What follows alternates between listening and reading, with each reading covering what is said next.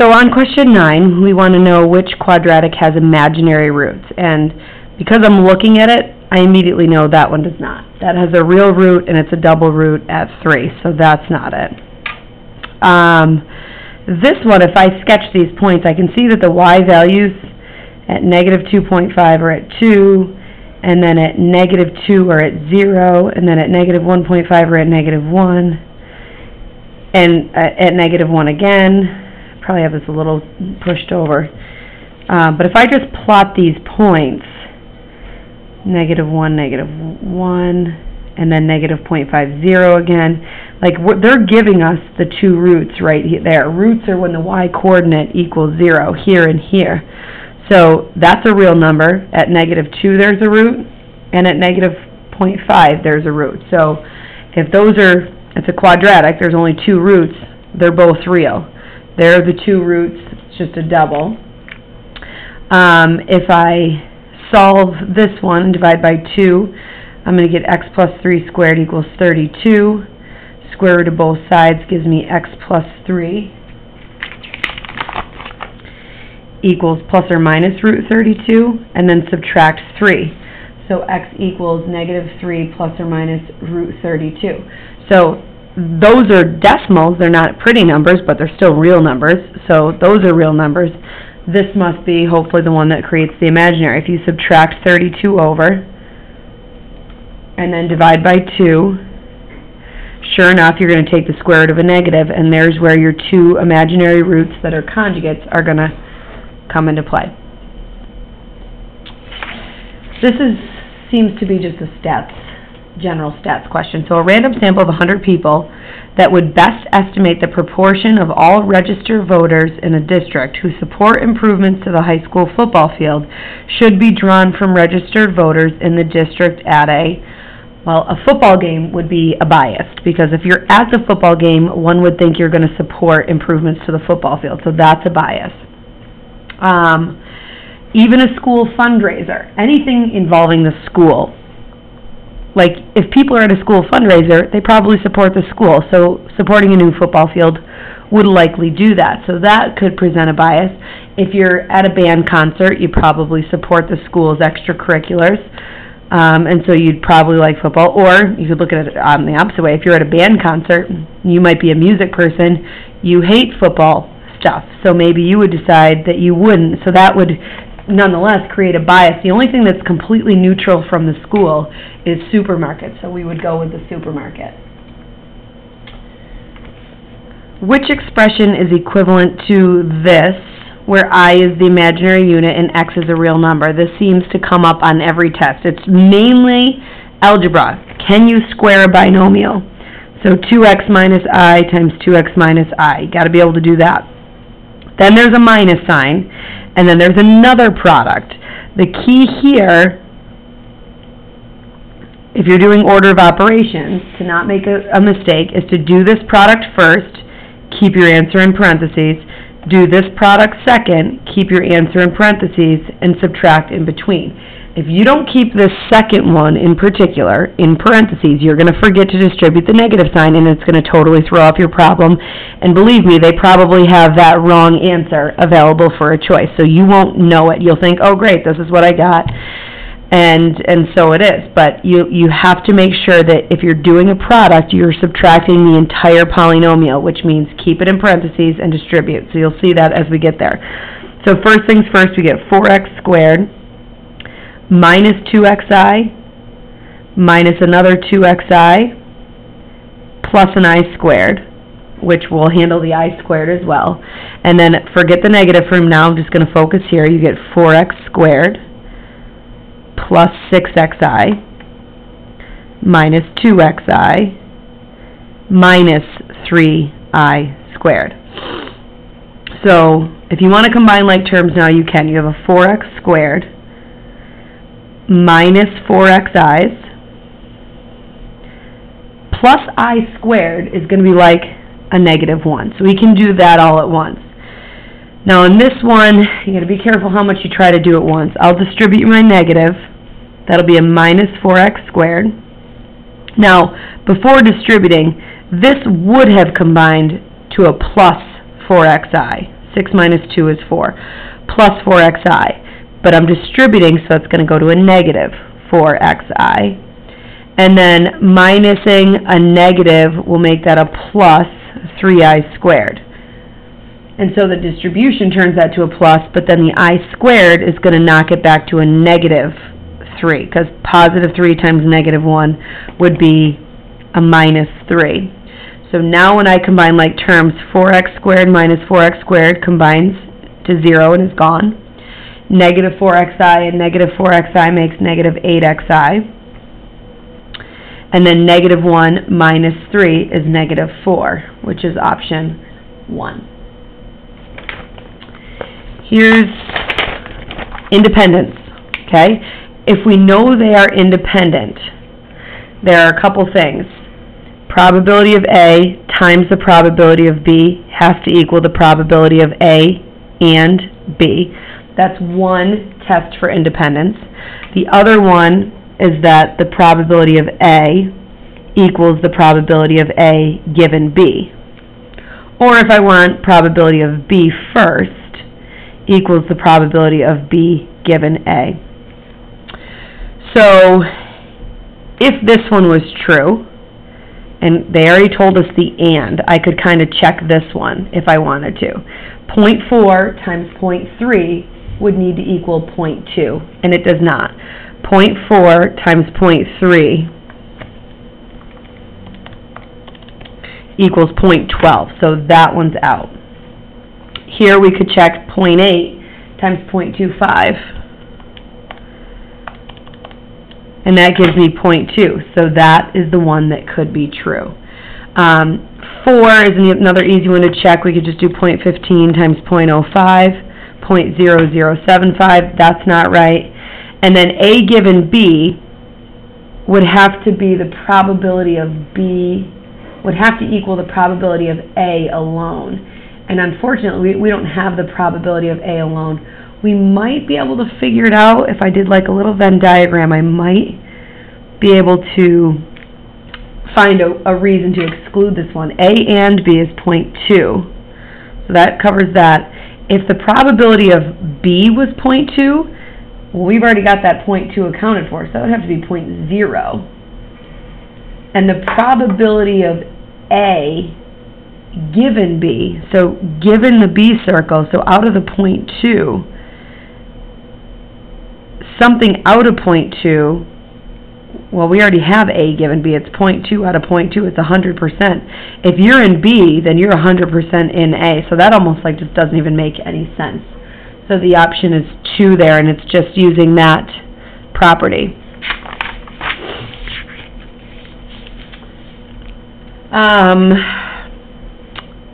A trig graph, it's a cosine. Hopefully you would have been able to gather that on your own. Okay? I think probably the easiest thing to pick up on is the midline. So if the max is at 5 and the minimum is at 1, your midline is at 3, which is your C value. 3, 3. So 2 is out and 3 is out. But that's correct and that's correct. The next thing, maybe your amplitude. So here's your midline at 3. We're going 2 above and 2 below. So your amplitude is 2. So that makes the answer 1 for sure. And just to review the topic, if maybe those were both an A of 2, you figure out your B from your period. So your period starts at 0 and your cycle ends at pi over 3. So your period, which is 2 pi over B, you can see the length of your period is pi over 3. So if you plug in pi over 3 as your P, you can then cross multiply to find B, and B is 6. So that kind of confirms that third stipulation. Focus directrix. So I will never do these without drawing a picture. So which equation represents the equation with a focus at negative 3, 3, and a directrix at 7, 4, 5, 6, 7, y equals 7. So we should know that the vertex is always halfway in between those. So if this is at a level of 3 for the focus, and this is at a level of 7, halfway in between would be at 5, and your x-coordinate is definitely negative 3, comma 5. So finding the vertex of negative 3, 5. So there's negative 3, negative 5. Here's 3, 5.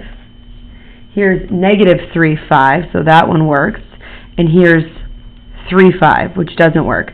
So just based on the vertex alone, we can get that answer. In addition, just to review the topic, the parabola never crosses the vertex or the directrix, so it has to open down. So we should have a negative a value, which is again a reason to keep 3 and 4. And this coefficient is 1 over 2 FD. The distance from the focus to the directrix is 4 units. 1, 2, 3, 4. So 2 times those 4 units justifies the 1/8 that all of those have.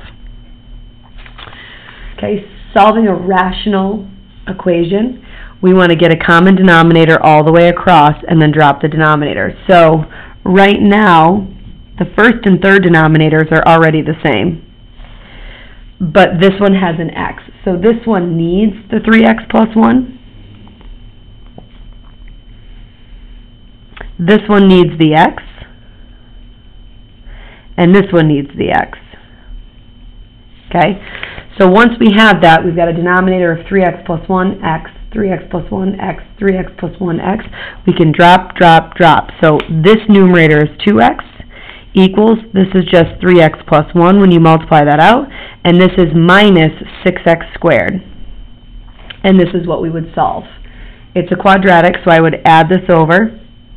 Positive 6x squared. I would subtract the 3x over.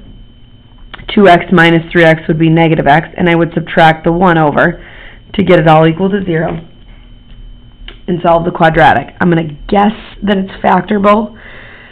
I see 3's and 2's, so I'm going to guess it's 3x times 2x, although we could try a 6x and a 1x if we needed. And then 1 is 1 and 1. I just need to figure out, to get negative 1, I need one of these to be positive and one of these to be negative, so that my outer and my inner balance out at minus 1x. So that would be a negative 3x I need, plus back a 2x, and there we are. So x equals negative 1/3, or x equals 1/2 when you tee it up. The issue is, if you go back to the original, you always want to check for extraneouses in Algebra 2. Anything that's not a quadratic or a linear, and this, although it became a quadratic, it did not start as one, you want to look for extraneous. So the excluded values that I would have to reject would be, if a negative 1/3 comes up, we have to reject that. And if a 0 comes up as an answer, we'd have to reject that. Well, guess what? A negative 1/3 did come up. So we have to reject that one, because if you plugged it in, you'd get undefined. So your only answer is 1/2. And believe me, they almost always work to put an extraneous answer there that kids will forget to reject. They'll do everything right, and they won't reject it, so they get the multiple choice wrong, which is harsh, because you know the skill, you know what you're doing. You just have to be careful to check for stuff like that. Okay, 16, just looking at the answers. I immediately know this is from the sequence and series chapter.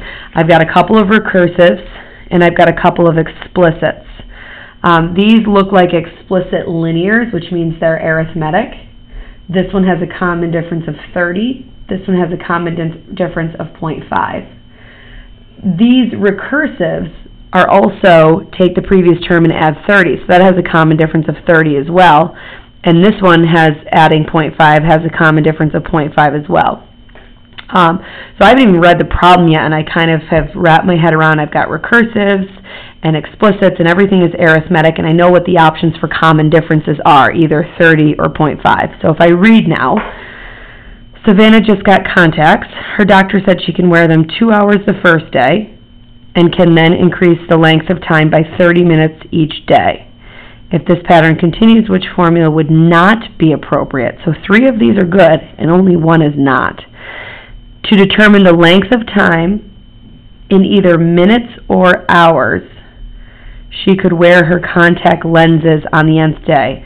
So actually, some of these are written in hours and some of these are written in minutes. So If the amount of time she can wear her contacts on day 1 is given to you as 120, well, this one's probably in minutes, right? So 120 minutes, which means on any subsequent day, you take the previous day and you can add 30 minutes. Since that's in minutes, that's in minutes. And that does fit the bill. Increases the length of time by 30 minutes. So plus 30, plus 30, plus 30. So that one works.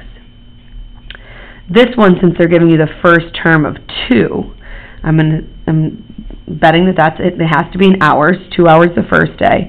And then if you're increasing by 30 minutes, that is increasing by a half of an hour.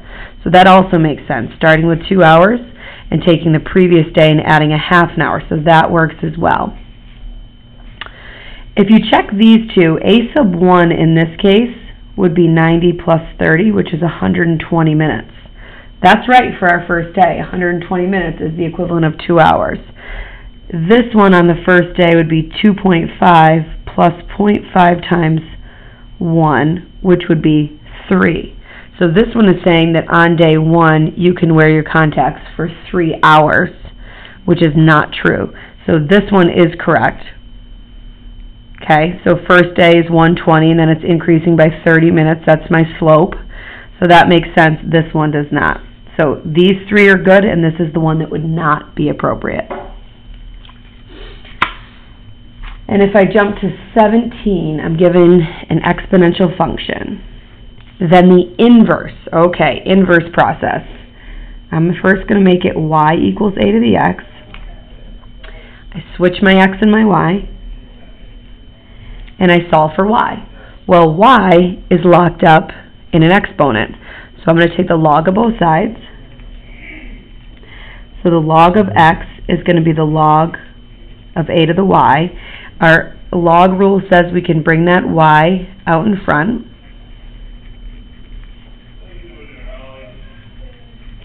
And if I solve for y, I have to divide the log of a over. So y equals log of x over log of a, which y is the same thing as f inverse. So we don't have that option, log of x over log of a, but we do know the change of base formula. This is essentially the same based on change of base as log of a over log of x. That's not what we have. Wrong order. This one, based on the change of base formula, is the log of x over the log of a, and that is the one that we want. So that answer is 3.